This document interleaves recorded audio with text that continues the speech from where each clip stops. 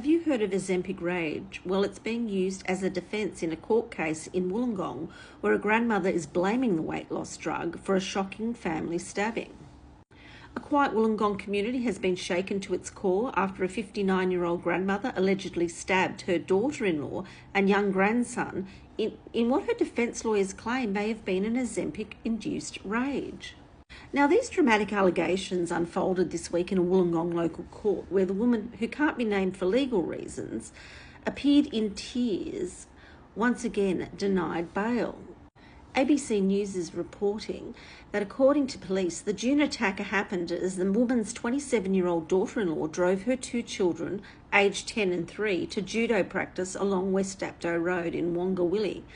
It was there, investigators alleged, that the grandmother followed the car and forced it to stop, and then carried out a frenzied stabbing attack. The young mother was stabbed in the abdomen. Her 10-year-old son was stabbed in the neck after the attacker, or his grandmother, allegedly opened the passenger door. Both victims survived but required stitches and spent days in hospital. The magistrate, Geraldine Beattie, told the court, "This is a very strange case. There was no indication it was coming." And in an extraordinary twist, the women's lawyer, Laura Fennell, argued her client's shocking outburst may have been triggered by the blockbuster diabetes and weight loss drug Ozempic. Fennell said the accused, who has battled major depressive disorder for more than 25 years, had never committed a crime before and lived her life without incident. What occurred that day suggests something completely out of character, she told the court. A forensic psychiatrist supported the argument, suggesting the woman's long history of mental health struggles could have made her more vulnerable to the side effects of Ozempic. The doctor suggested the medication may have had a toxic effect on her metabolism, potentially triggering violent impulses. Now, as most of you will know, Ozempic has been hailed as a miracle drug for both diabetes and weight loss, and has already attracted global controversy.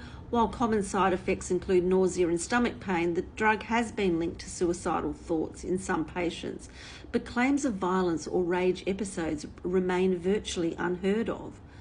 Magistrate Beattie herself noted there was no existing research linking Ozempic to violent outbursts. During a recorded police interview, the accused admitted she had no idea why she attacked her own family. "Something came over me," she allegedly said. Prosecutors maintain the evidence is overwhelming, stressing that while the accused has no prior record, the random nature of the attack means she could pose a continued risk to the community. Magistrate Beattie agreed, ruling that despite her otherwise clean history, bail could not be granted. There could still be another instance of her putting people at risk. It'd be good if the court was so strict on bail for domestic violence offenders. But anyway, that's a whole another conversation. So what happens now? The woman faces 2 counts of wounding with intent to cause grievous bodily harm, charges carrying a maximum penalty of 25 years in prison. She remains in custody, with the matter listed for committal in October. However, this case has thrown a spotlight on an unsettling question. Could a drug hailed as a solution to global obesity also carry dangerous psychological side effects? We know there's lawsuits currently concerning physical side effects of the drug, including loss of vision and stomach paralysis. However, with millions around the world injecting Ozempic each week, is this Wollongong court case set to become the test of whether the courts and medical science can draw a link between the drug and acts of violence, with the unsettling possibility that a tiny injection pen may have helped push her over the edge? Anyway, we'll have to see where this court case lands.